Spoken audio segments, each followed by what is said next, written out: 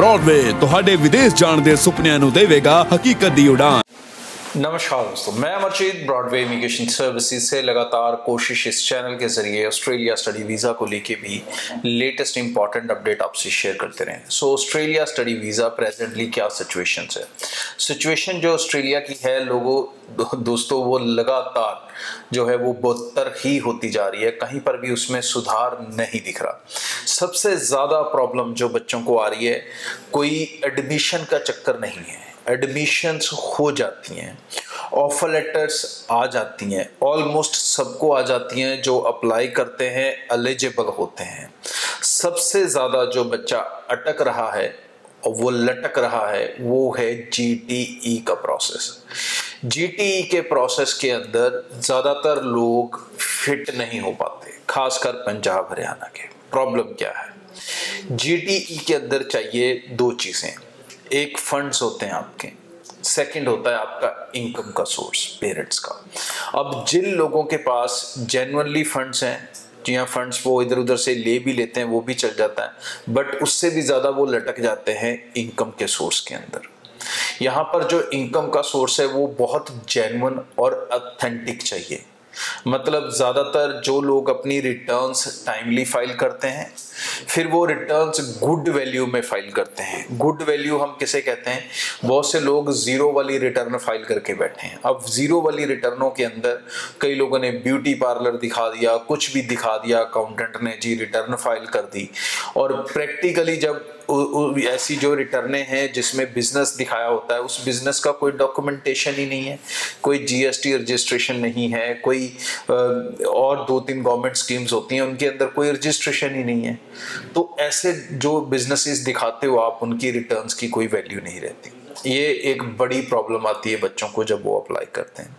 Source of income कई families का होता ही नहीं है, दैट बिकम्स अनदर ट्रबल। अगर वो थर्ड पार्टी स्पॉन्सर लेते हैं तो पूरी थर्ड पार्टी स्पॉन्सर सारी यूनिवर्सिटीज एक्सेप्ट नहीं करती।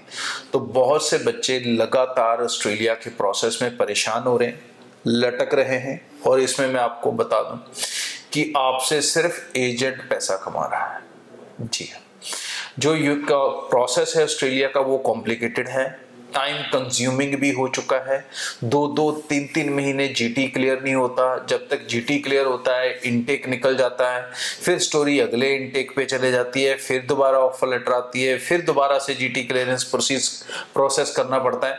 मतलब इस तरह से कई बच्चे हरास और परेशान लगातार हो रहे हैं, और इवन एजेंट भी हो रहे हैं। और इसी के बीच में कई एजेंट्स ने ये अपना बिजनेस बना रखा है, जहां पर वो आपके फंड के नाम पे आपसे पैसा लेते हैं।